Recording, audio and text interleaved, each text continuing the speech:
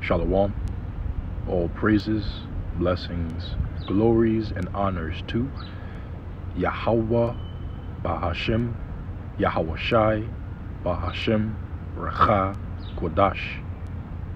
Double honors to my elder apostles and bishop elders of Great Millstone, who have taught me this truth, as well as men of like mind.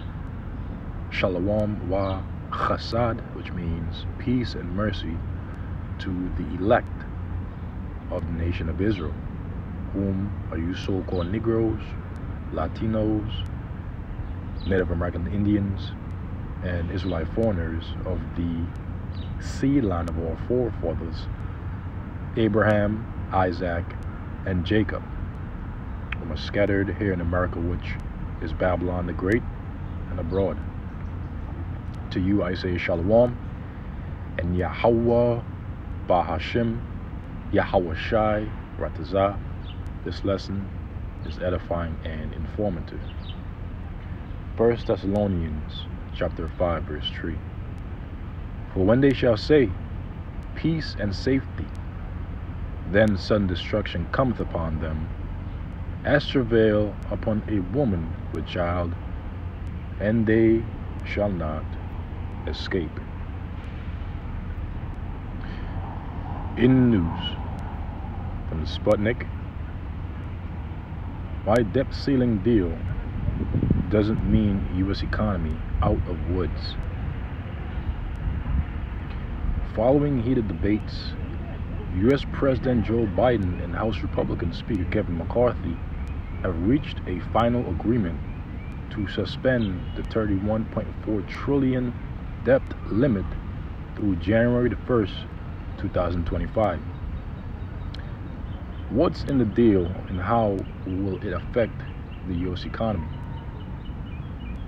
This deal does not surprise me, as a debt default of the U.S. government would give rise to a major financial crisis across the global economy.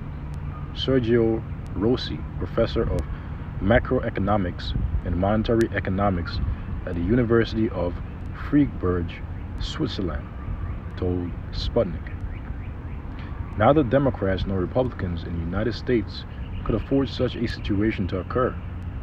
It was therefore sure that a compromise between them was going to be announced before long, so that the debt ceiling was going to be either suspended or pushed up once again. Rossi explained that suspending the debt ceiling for 2 years in the United States means that the U.S. federal government must not respect such a ceiling during their period, even though this does not mean there is no budget constraint for the U.S. administration. It simply means that the U.S. Federal Reserve, that is, the National Central Bank, will finance any further public debt with monetary policy interventions, continuing purchasing U.S. government bonds on the primary market, where these bonds are issued by the U.S. government, or rather the U.S. federal government, with different maturities, to finance its fiscal deficits in 2023 and 2024, he said. By this, a lot of investors will start to flow into bonds. This monetarization of the public debt is possible as a result of the US dollar being a major reference currency in the global economy, where an important share of foreign trade and financial transactions are denominated in this currency. What's in the deal? The deal meets a number of the Republicans' demands.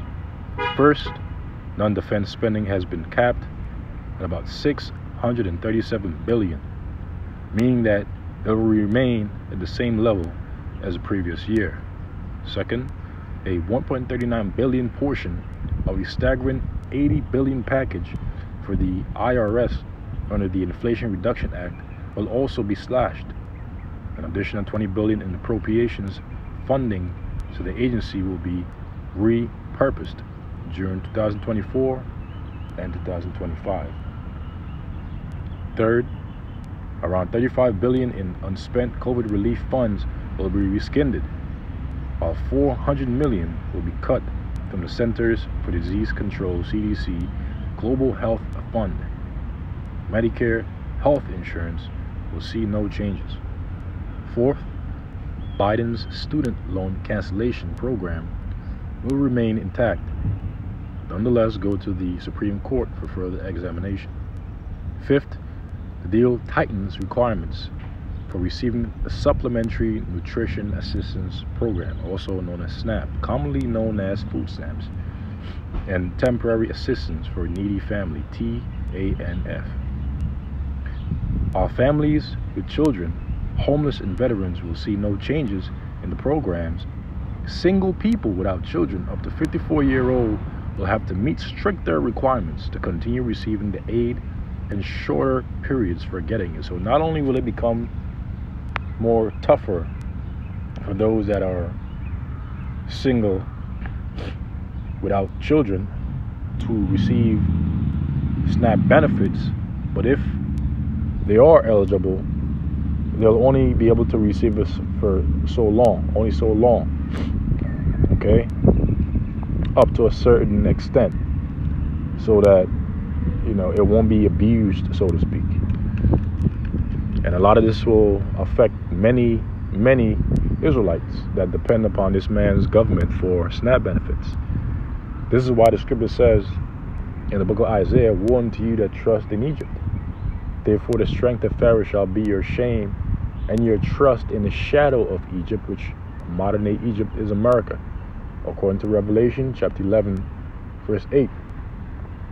America is spiritually called Sodom and Egypt because this is the land of our captivity, okay, where we are yet this day in captivity, subject to the Edomites and the heathen nations, but primarily the Edomites, okay, in whose hand, according to the book of Job chapter 9 verse 24, beginning with their elites, the earth has been given into.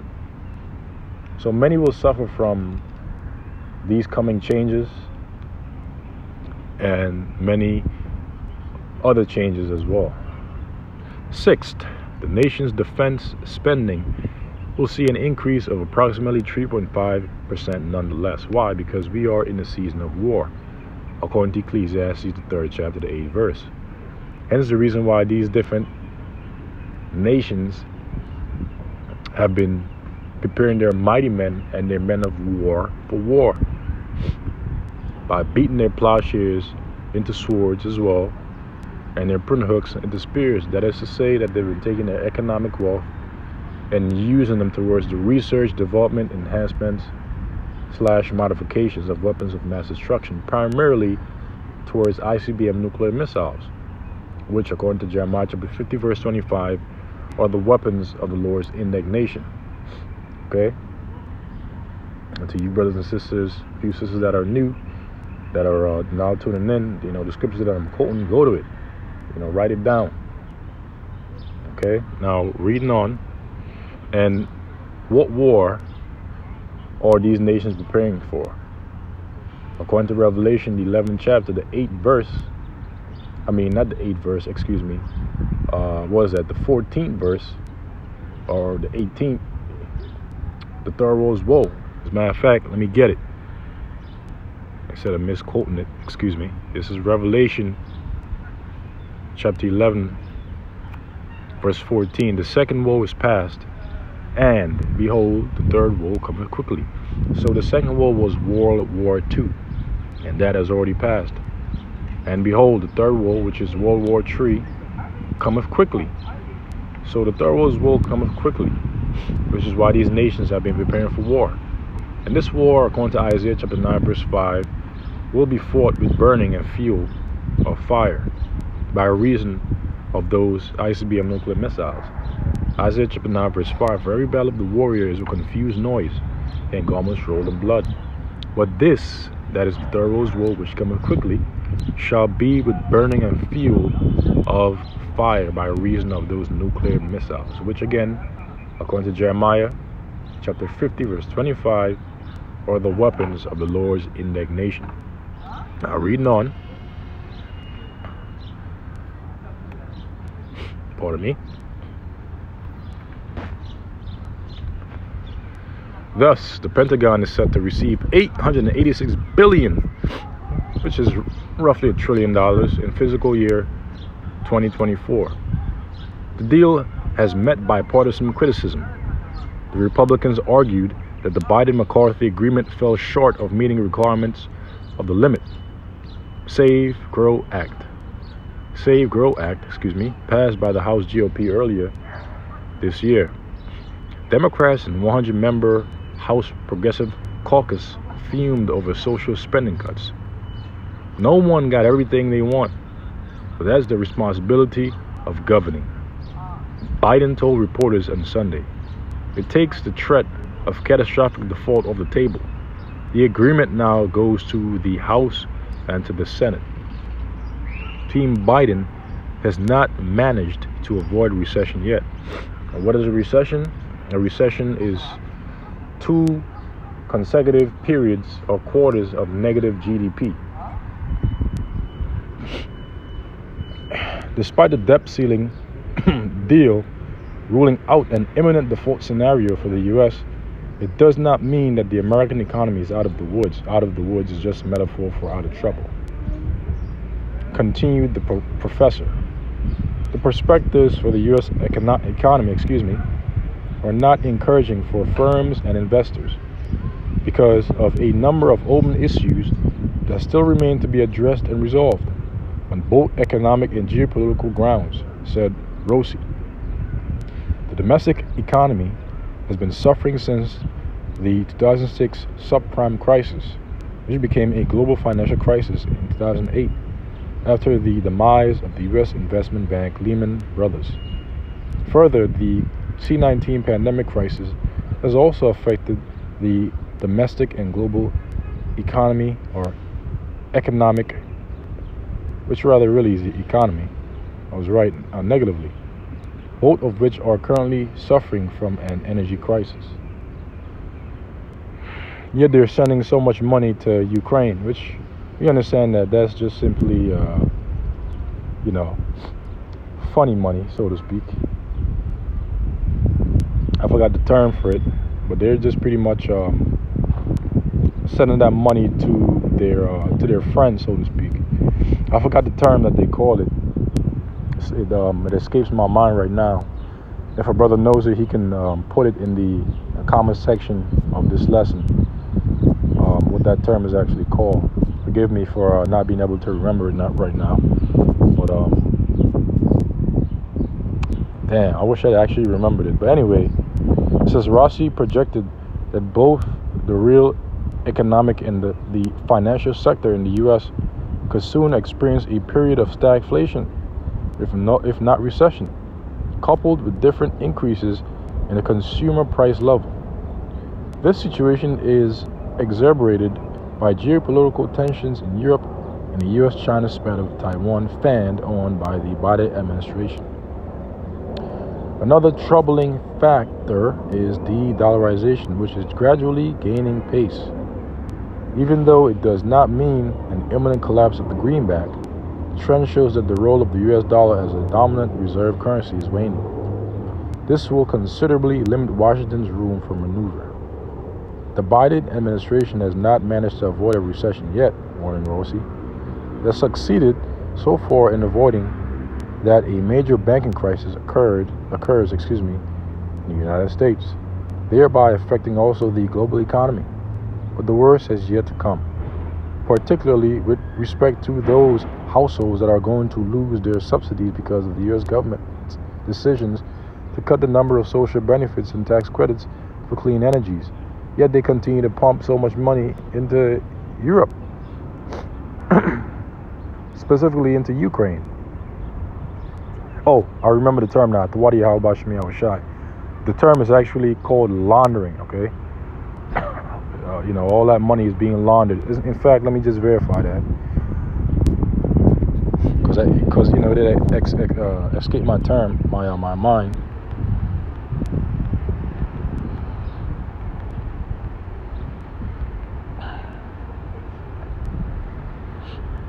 Money laundering. Money laundering is the process of illegally concealing the origin of money obtained from illicit activities such as drug trafficking, corruption, embezzlement, or gambling by converting it into a legitimate source, right?